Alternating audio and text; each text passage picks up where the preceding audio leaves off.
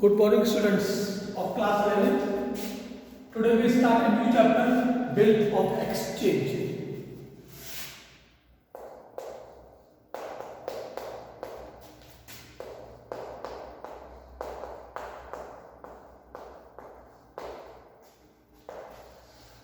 Bill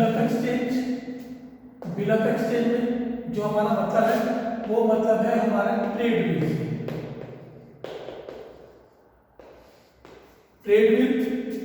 trade का मतलब होता है हमारा व्यापार।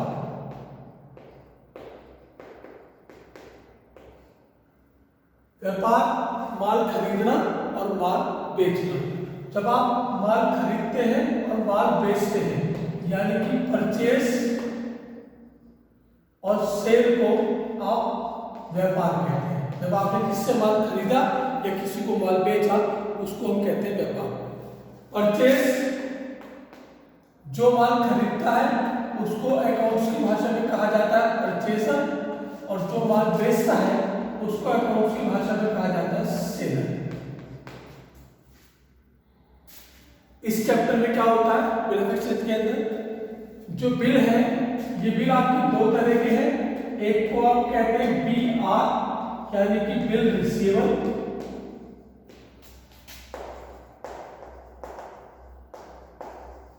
और दूसरा होता है BP जिसको आप कहते हैं bill payable.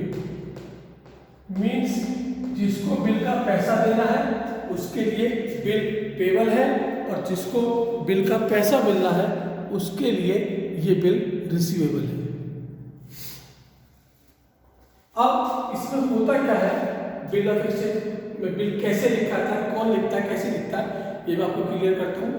Bill of exchange के अंदर जो माल बेचता है, ध्यान रखना, जो माल बेचता है वो बिल लिखता है। सेलर ने माल बेचा, किसको बेचा, परचेजर को बेचा, तो सेलर बिल लिखेगा, किस पे लिखेगा, परचेजर पे लिखेगा। यहाँ पर ऊपर डेट मेंशन की जाती है, यहाँ पर नाम लिखा होता है और यहाँ मेंशन होता है। सेलर कहता है इस बात को कि मैंने परचेजर को 2000 रुपये या 500 रुपये का माल बेचा, माल इन्हें मिल चुका है, ये इस बिल के पैसे आज से इतने महीने बाद, जो भी समय ने धन को वापस में इतने समय बाद बिल का ही पेमेंट कर देंगे। सॉरी रिपीट, हमने हम एग्जांपल ले लेते हैं। माल बेचने वाला मान लो हेमंत है और माल खरीदने वाला मान लो अमित है।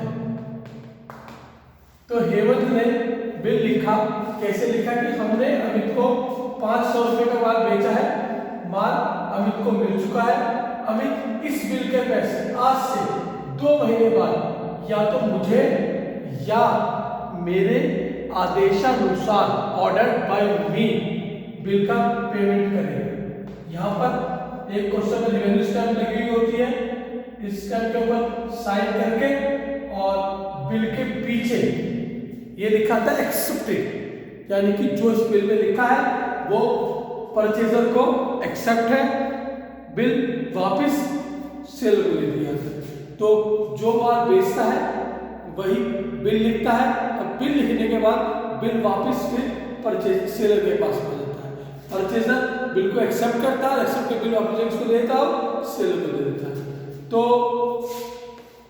इसको हम राइटर भी कह सकते हैं क्योंकि इसने बिल लिखा है, और इसको हम एक्सेप्टर भी कह सकते हैं क्योंकि इसने बिल एक्सेप्ट किया है। इस चैप्टर में इनका एक विशेष नाम होता है जिसको हम कहते हैं ड्रॉर, और इसको हम कहते हैं ड्रॉर। जिसने माल बेचा उसको राइटर या ड्रॉर, जिसने माल खरीदा उसको एक्सेप्टर या ड्रॉर कहा जाता है।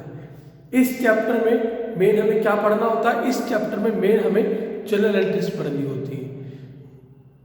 जनरल एंट्रीज ड्रॉर के यहाँ, जनरल एंट्री ड्रॉइंग के यहाँ।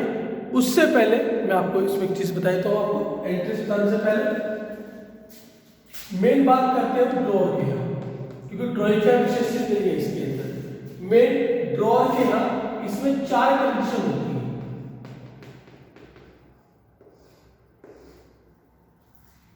First condition, if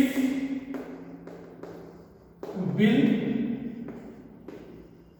keep by draw till maturity. Maturity क्या है?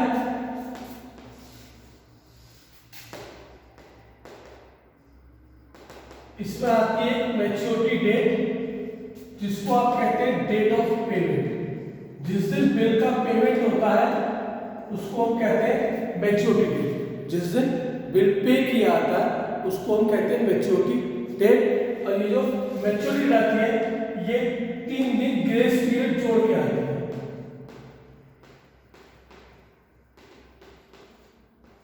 यानी कि जो बिल की मैच्योरिटी डेट आएगी वो मैच्योरिटी डेट 3 दिन बिल का ग्रेस पीरियड जोड़ने के बाद तब बिल की जो है हमारी मैच्योरिटी आएगी। फॉर एग्जांपल हमने माल बेचा आज 5 जुलाई को 2 महीने के लिए, तो इसकी मैच्योरिटी डेट कब आएगी? 5 अगस्त, 5 सितंबर, 3 दिन और जोड़ दो 8 सितंबर। 8 सितंबर को बिल का पेमेंट किया जाएगा। तो बिल की जो मैच्योरिटी डेट आएगी वो 8 सितंबर होगी। बिल की मैच्योरिटी कब आएगी? 8 सितंबर। तो इसके यहाँ कंडीशंस आती है कि अगर बिल ड्रॉअर के पास रहा मैच्योरिटी तक। दूसरी कंडीशन आती है if bill discounted by bank. अगर बिल को हमने बैंक से डिस्काउंट कर लिया, यानी बिल के पैसे बैंक से हमने पहले ही ले लिए। Third condition, if bill endorse का मतलब होता है ट्रांसफर टू क्रेडिटर्स, मीन्स जिसको हमें बिल का पैसा देना था उसको हमने बिल ट्रांसफर कर दिया। फॉर एग्जाम्पल हमने किसी और से माल खरीद रखा है, हमें किसी और का पेमेंट करना है, तो जिसका हमें पेमेंट करना है उसको हमने बिल एंडोर्स कर दिया, बिल ट्रांसफर कर दिया। और चौथी कंडीशन, लास्ट कंडीशन आती है bill send to bank for collection. Bill हमने बैंक को भेज दिया, किस लिए? कलेक्शन होने के लिए। जब बिल का पेमेंट होना है तब किसी कारण से मान लो वहां पे नहीं है जहां बिल का पेमेंट होना है, तो हमने बिल बैंक को दे दिया। क्यों दे दिया? बिल का पेमेंट करने के लिए। तो ये होता है bill send to bank for collection. तो ये 4 कंडीशन होती है हमारे यहाँ, ड्रॉअर के यहाँ और ड्रॉई के यहाँ। रिपीट आगे करता हूँ मैं आपको। ट्रेड बिल के अंदर जो सेलर है वो इन्हें माल बेचता है, यानी ड्रॉअर ड्रॉई को माल बेचता है। माल बेचने के बाद में वो इस पर बिल लिखता है, ये बिल को एक्सेप्ट करता है, एक्सेप्ट करके बिल वापस ड्रॉअर को देता है। बिल आखिर तक तब बिल का टाइम पीरियड पूरा होगा, दैट मीन्स बिल की मैच्योरिटी डेट आएगी, तब तक बिल ड्रॉअर के पास में रहता है। और जब बिल की ड्यू डेट आ जाती है, बिल की पेमेंट की डेट आ जाती है, तो ये इसे पेमेंट कर देता है और ये बिल को भी पेमेंट कर बिल को डिस्ट्रॉय कर देता है। ये बिल ऑफ एक्सचेंज कहलाता है हमारा, क्योंकि इसे बिल के पैसे मिल रहे हैं, इसके लिए ये BR है, और क्योंकि इसको बिल का पेमेंट करना है इसके लिए ये BP है। तो जिसको बिल का पैसा मिलेगा उसके लिए बिल रिसीवेबल होगा, यानी वो ड्रॉअर होगा, और जिससे बिल के पैसे देने हैं उसके लिए बिल पेबल होगा, यानी कि वो ड्रॉई होगा। आज की क्लास में और करते हैं। कल हम आपको ड्रॉअर और ड्रॉई के यहाँ जो एंट्रीज पास होती है इन कंडीशंस के अंदर, कल हम आपको एंट्रीज बता के कैसे दवाई को स्टार्ट करेंगे। ओके बेटा।